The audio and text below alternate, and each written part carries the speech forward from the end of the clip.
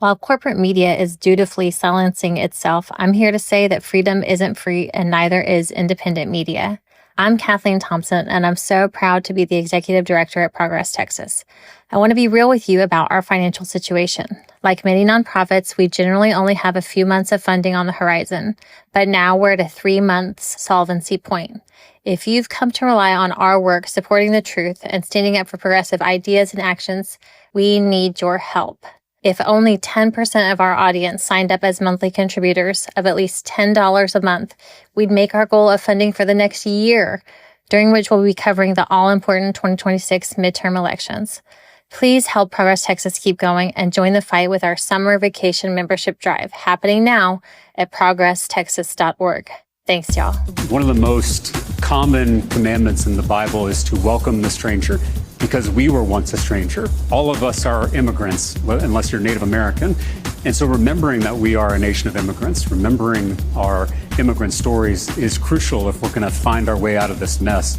You know, I represent a district in Central Texas with a lot of immigrants as constituents. And I actually had a mom and her 3 kids get deported, a few blocks from my house. The kids were American citizens. The mom didn't have documentation, so she was shipped off to Mexico with those kids. That's happening all over the country. We've got masked officers in plain clothes kidnapping people off the street. I mean, this should alarm all of us, whether you're a Democrat or Republican or an independent. This is government overreach at its worst. And I'm thankful that people across the state and across the country are starting to speak out against these abuses and standing up for their neighbors. That's the Texas I know. That's the America I know. We've got to get back to that in this upcoming election. Texas State Rep James Tallarico is everywhere lately. Joe Rogan over last weekend, which is a must-hear, and there on Jen Psaki's show on MSNBC last night. It's Wednesday, July 23rd, 2025, and this is the Progress Texas Daily Dispatch. Rapid response on the breaking news stories Texas progressives need to know. I'm Chris Mosier.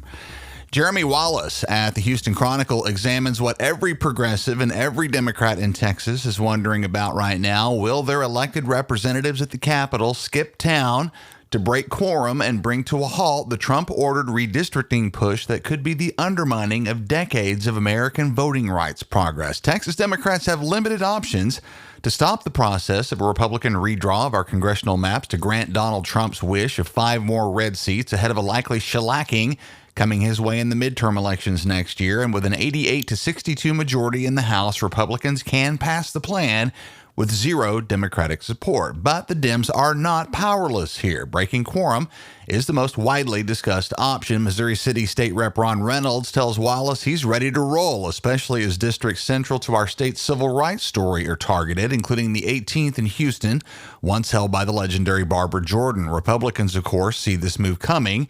Attorney General Ken Paxton has threatened to track the Dems down wherever they try to go. Reynolds says, quote, "I would not be surprised to see Trump send out the National Guard to come get us. That's the kind of vitriol we are facing now," unquote. Austin Congressman Greg Casar weighs in about other tools available in this fight: filibusters, hearings, and legal challenges to delay or fight the maps. And here's the hopeful part. All of this has gotten a bit of a late start, and the filing period to run for congressional seats starts in 4 months. The first ballots for the March 3rd, 2026 primary start going out in 6 months. Dozens of candidates all over the state have already filed to run for Congress in 2026. The Trump redistricting plan has a very narrow margin of error here. A procedural delay by the Dems can be an effective weapon, and both sides know it. Given the stakes, there's growing consensus in progressive circles in Texas that something must be done. This is not an instance in which the Democrats can go along to get along and just hope for the best. Progress Texas Executive Director Kathleen Thompson says, quote, "In 2 weeks, patriotic Americans will celebrate the 60th anniversary of the Voting Rights Act, passed under President and Texas Democrat Lyndon Baines Johnson. Republicans have been working to overturn it since. Now, instead of working on emergency items like flash flood mitigation and warning systems, Texas Republicans are focused on stealing your voting power. 60 years later, white guys are still calling each other and saying how brown and black citizens can vote. Dems looking to get caught trying should strongly consider a quorum break on moral, legal, and biblical grounds," unquote. And speaking of that, Kathleen did some homework on what the Bible actually does say about this situation. For example, justice and fairness. The Bible emphasizes the importance of justice and fairness in all aspects of life, including and especially government and governance. Redistricting that's designed to unfairly benefit one political party over another is seen as morally questionable due to its potential to disenfranchise voters, fragment communities, and undermine trust in government.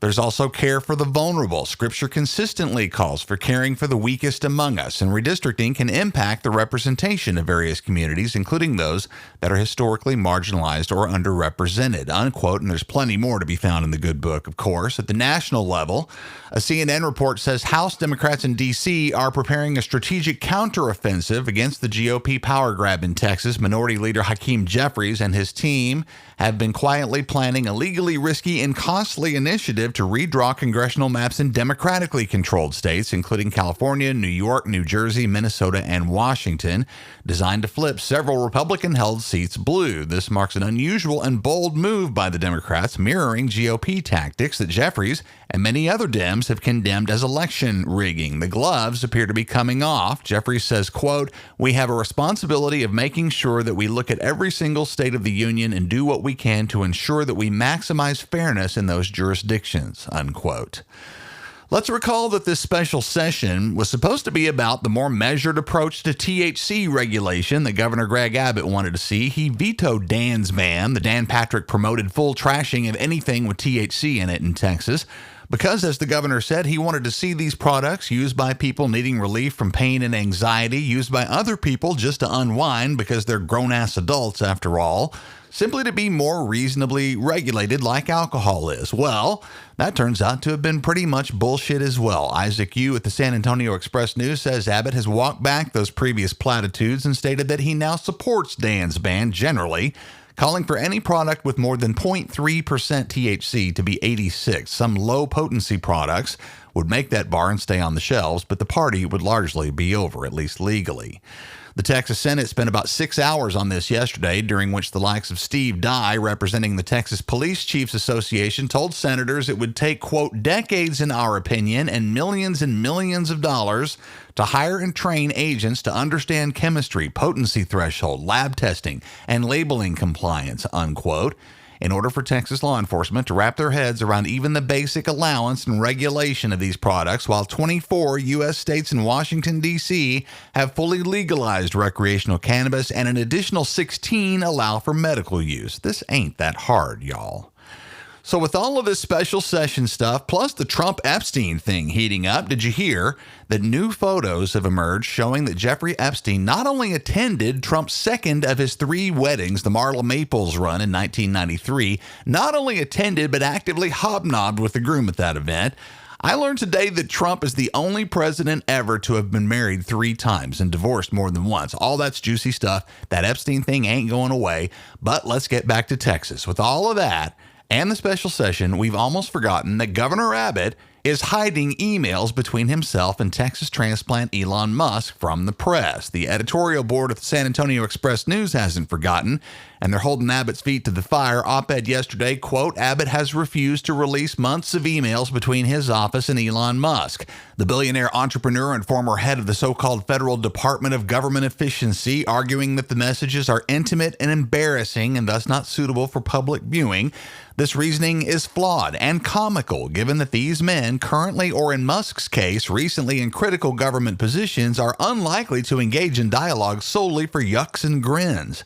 Whatever they discussed, some of the conversations were bound to revolve around policy and politics, which would put them clearly within the realm of public information. The Texas newsroom requested the emails in April, and while the governor initially approved the release, quoting a fee of $244.64 for reviewing the records, his office then rescinded the okay, even though the media outlet had already paid the fee.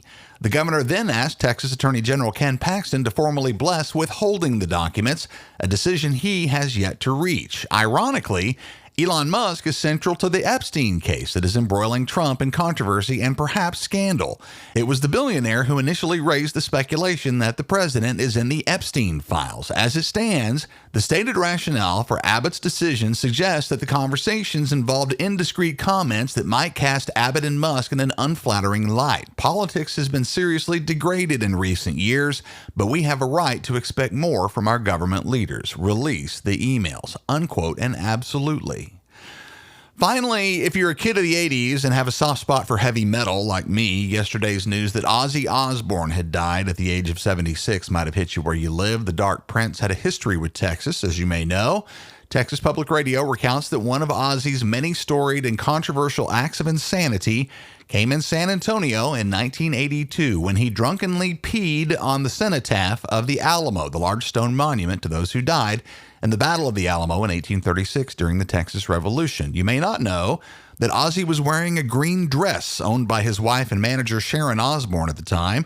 He was arrested but made bail in time to play a show at San Antonio's Hemisphere Arena on that visit. The San Antonio City Council later imposed a ban on Osbourne performing in city-owned venues, with one council member even calling for Ozzy to be publicly flogged.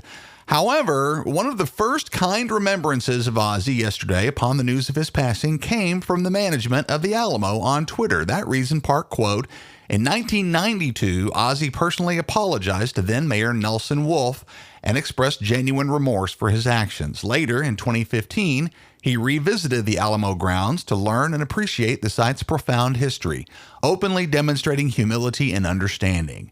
At the Alamo, we honor history in all its complexities. Today, we acknowledge Ozzy Osbourne's journey from regret to reconciliation at the historic site, and we extend our condolences to his family, friends, and fans around the world. May he rest in peace," unquote. Very nice. The history of the Alamo is indeed very complex and not widely or clearly understood, but I want to acknowledge that this was a classy thing to put out there. Farewell, Ozzy Osbourne. See the show notes for that Twitter post.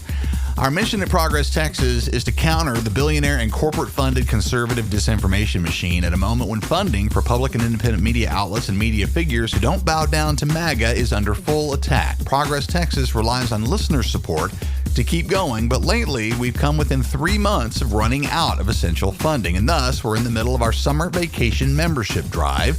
If just 10% of our audience signs up for a monthly donation of at least $10, we'd be good for the next year. We'd like to avoid going on a permanent vacation and could use your support now as a monthly contributor. Please join the fight against authoritarianism and for progress in Texas right now at progresstexas.org. Thanks to brand new monthly supporters Christine Huber, Elizabeth Causey, and Kimberly Gerlich, all of whom are on board. We appreciate all of you very, very much. That's the Progress Texas Daily Dispatch for this Wednesday, July 23rd, 2025. Links to all these original stories can be found in our show notes. Progress Texas is a nonprofit, rapid response media organization promoting progressive messages and actions. While campaigns come and go, we're the permanent home for progressive media and action in the Lone Star State. I'm Chris Mosier. Thanks so much for listening. Have a great day. We'll see you again tomorrow morning.